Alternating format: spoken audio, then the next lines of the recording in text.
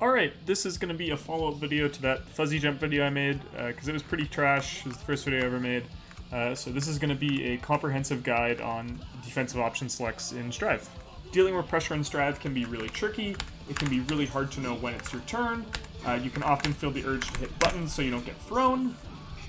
And then when you do finally hit that button, you die for it. So let's see how we can make this a little bit more in our favor. The first thing we're going to be looking at in terms of our defensive arsenal is going to be the Delayed Throw Tech OS, which is often known as delay teching. So we're going to set up our dummy to do two things. The first thing it's going to do is going to run up, knock us down, and then hit us with a wake up normal grab. And then the other thing we're going to have it do is knock us down and hit us with a meaty on our wake up. So we're going to set the dummy to random so it can do either of those things. And we're going to perform this defensive OS by holding back for about 5 frames and then inputting a throw tech. So watch the virtual console there. See, I inputted a throw, but I still blocked his thing. So let's see if we get the throw. You'll see what happens. We will tech the throw if he ever decides to do it. See, and there we go. So we can block any strike and tech the throw by using this delay tech. This OS is also pretty good at stopping tick throws, so that means it works for hits beyond just the meaty hit on wake up. So we'll show that here. You can still delay tech. And you'll see if he did a block string, we'll still block the whole thing. So you can be mashing delay tech while they're hitting you. It doesn't have a ton of risk for block strings like that, so it can feel pretty strong. With that being said, if you get into the habit of spamming this tech, spamming this option select, this delayed throw option select, you are leaving yourself wide open to some serious damage. This OS can be very easily hard countered. So the first thing that you can do to hard blow up someone who is delay teching is you can do something called a shimmy. So what you're going to do is you're going to run up to them, and in this game you're going to do a backdash. So I'll show you what that looks like.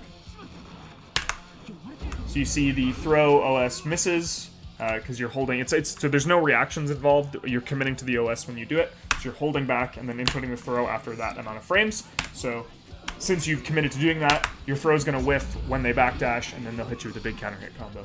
Another very obvious and pretty glaring weakness of the delay tech is the fact that it uses the normal grab input to tech a throw. Of course, what can't you tech in this game? Well, command grabs.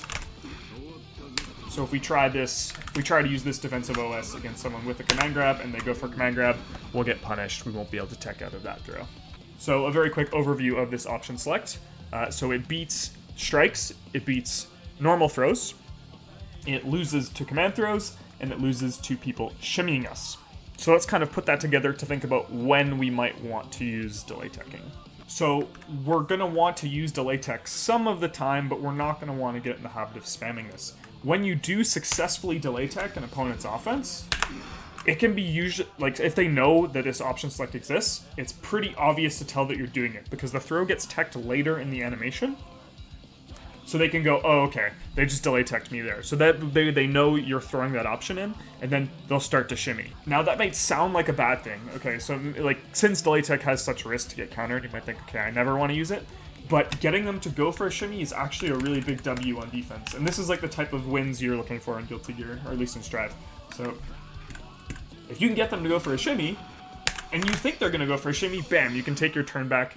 You just hit a button without massive risk of getting counter hit, or much less risk of getting counter hit, because shimmy is now an option they have to pick, and that option is weak to you taking your turn back, or getting the heck out of dodge and just jumping out of there. Boom, we're back to neutral. So look, we've escaped some seemingly suffocating pressure just by the threat of an option select existing, even though it has a glaring weakness. So delay tech, good one to have in your arsenal. To set up practicing this one, to get the timing down, because it is pretty easy to time, but you'll need to practice a bit. You won't be able to whip it out right away. So you're going to need 2 recording slots. So for the first one, have the dummy run up, knock you down, then run up. Whoops, that was not good. Have them knock you down, run up, and then hit you with a meaty. A way to check if your hits are actually meaty is to set the opponent block setting to guard after first hit. If you set it to guard after first hit, and you hit them as they're waking up, if they block it, then your hit was meaty. So set the first one to do that, and then set the second one to run up and throw you once you get up. Then set it to random, and run through that. try and block every strike and delay tech every throw they go for. You'll be able to get it pretty quick, and it's a pretty good one to start implementing into your game. So sadly, there is no exact science to, oh, this is happening, you should go for delay tech 100%. It is a little more intuitive. You'll have to play around with it yourself and feel like, okay, this is situations where it works. And you'll also have to switch it up depending on how your opponent's playing. But it is a fairly safe way to start the set. Most people won't shimmy right away, just from personal experience. They'll kind of build to it. They'll be like, okay, he's delay teching, I'm going to shimmy. So it's not a bad first option select or first defensive kind of move to throw out at the beginning, just so you're not going to get normal thrown or strike mixed right away. Now, of course, if they have a command grab, maybe stay away from this one. So that brings us to our second option select, and this is going to be one that's going to be better at dealing with folks with command grabs, but it is a little bit harder to time, and it will lose to a little, like, I have such a bone to pick with this option select, a little aside. I find it super inconsistent in this game, but it's pretty strong, so let's learn it. So this next defensive option select we can use is called fuzzy jumping. And the way it works is after our opponent knocks us down, see, already it's so hard to time, but if we input a jump input, a few frames, so we block for a few frames, we quickly input an up-back jump input, holding back, so we'll block, and then we go back to blocking low. And what this will do is it'll block any strikes they go for, so we'll block the strike, and we'll jump out of any throws, which is pretty big, because in Gear, if you jump out of this throw, you get a nice juicy punish. I don't have any Axel combos, but you get a nice juicy punish. So just as with delay teching, this sounds super, super good. It's like, oh, okay, so I'm never gonna get mixed up again. I'm always gonna block the strike, jump the throw. I'm gonna become like Neo in the Matrix, but with defense and strat. But just as with delay teching, this one is gonna have some pretty glaring weaknesses and some definite ways to counter it. So let's dive into to those. So the first thing an opponent can do to kind of start taking down your fuzzy jumps is they can delay their buttons. So here he delayed his button in a way that when I hit the jump input, because I was holding down and then I jumped, it sniped me out of the pre-jump frames. I don't remember exactly what they are, but in Strive, there are a certain amount of frames as you start to jump where you can't block. So if they hit you in those, you can't block and you get hit. So that's one of the ways that fuzzy jumping can be defeated, is delayed buttons. And you might be saying to yourself, some of the astute observers out there might have said, okay, well that window's, it's like 4 or 5 frames, that window's pretty small. What if, they delay too much and you're able to jump out? Still, well, yeah, you didn't get hit, but there's still an issue there. Air blocking, they're super, super plus. So after you air block that, you're still in trouble. You haven't evaded anything, we haven't reset to neutral, we haven't taken or stolen our turn back. We're still getting beaten on, and now we're pushed even closer to the corner where we don't want to be. The other weakness of fuzzy jumping, where the opponent can snipe, also kind of comes from the up-back part of the input, and that is we're not blocking low when that happens. Our toes are wide open for several frames, so if the opponent does a delayed low, we will almost always get sniped out of a fuzzy jump. So once again, we've kind of gone through this whole cyclical process where we went, oh my god, this option select's so strong, to oh my god, it has all these weaknesses. Is it even worth using? Well, the answer is yes, because by throwing this in your game sometimes, you're going to force your opponent to go for these delayed lows, which will snipe you if you're fuzzy jumping. But this is where the brains comes in defense in this game. You want to anticipate, so assuming the opponent knows that these option selects exist, which they should when you get to a certain level, you want to adapt your game plan in a way that's going to beat or take advantage of the fact that them changing their pressure to this has its own weaknesses. So if we've gotten Soul to adjust his offense to use a delayed low, like 2D in his pressure, we're at a huge advantage, and here's why. So let's say Soul's running in, does his delayed low, whoops, that wasn't delayed, does his delayed low, and then he tries to extend pressure. That's super reactable. We can stop him. He can no longer run in and extend his pressure. All he's going to get at best is maybe a gun flame or some other special move. Maybe he'll go for a bandit bringer or a bandit revolver. But we've taken one of the scariest options, which is running in for pressure resets, which I'm sure if you're watching this video, you've probably struggled with people just running in and hitting buttons repeatedly, feeling like you can't do anything. Where we've now found an avenue to get him to do something where he can't do that. So that's incredibly important. We're once again, Gears it's about clawing these small little advantages to get us either to steal a turn or get back to neutral. And just by, like, we didn't fuzzy jump there, but by representing fuzzy jump before, we're opening avenues to kind of exploit them. Now, I hope you're kind of starting to see how this is like a mental arms race, whereas before it was just, okay, he either runs in and throws, or, you know, he runs in and does a strike. And I just have to guess. It's a 50-50. If I'm right, you know, I do big damage, I get my turn. If I'm wrong, you know, I get killed. No, we're trying to influence the flow of the match, because we're playing against a human being. We're not playing against a robot. So we're trying to influence our opponent to give us these openings. And when you start to consider all these options and how different options beat one another, especially on defense, you start to see the open avenues to winning defense and not getting killed.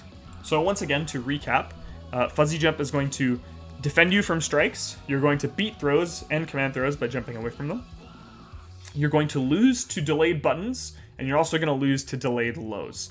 So you're forcing people to have these delays or strange structures to their pressure by using it. So to answer the question of when you should fuzzy jump, you should fuzzy, well, at least personally, I like to use fuzzy jump as like a scouting defensive option. Works really well at the beginning of a match when you're trying to figure out how they approach pressure when they hit a button, when they go for resets, stuff like that. Oh, I almost forgot, there is one other thing that fuzzy jump technically loses to.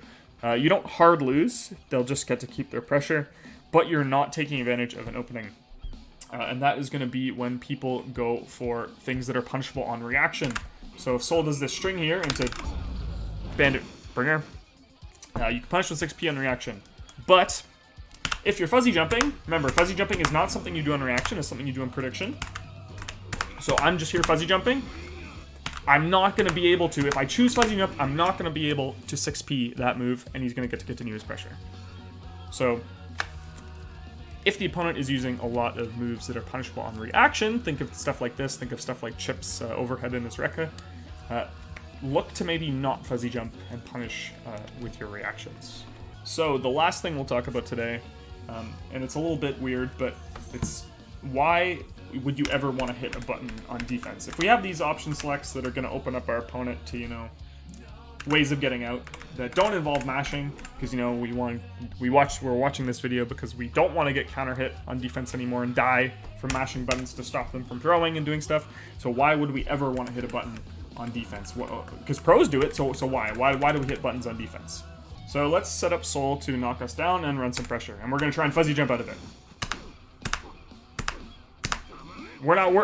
So Soul's going for a very basic pressure reset. He's just running in, going for slash buttons.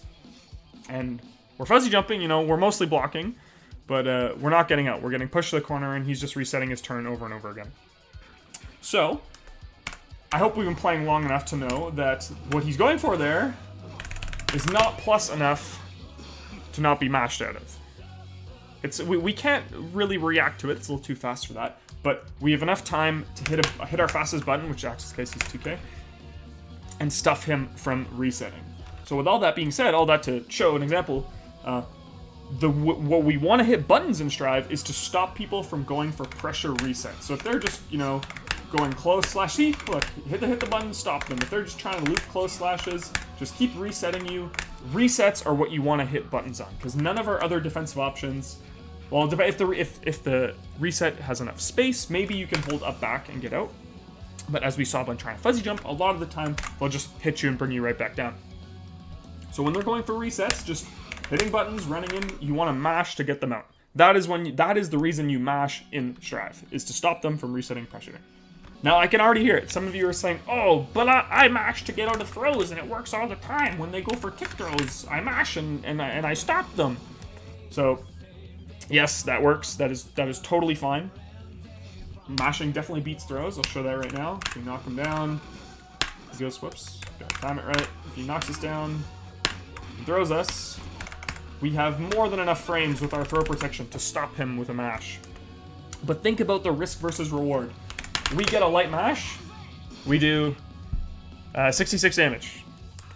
They go for a throw, and we use what we learned today, we fuzzy jump, we get like 2 hits already did more damage. And so we can see that when they're going to go for a throw, we want to try and jump it, we want to try and backdash it, because backdashing beats throws too. We want to try and backdash it, we want to get that big juicy counter hit punish.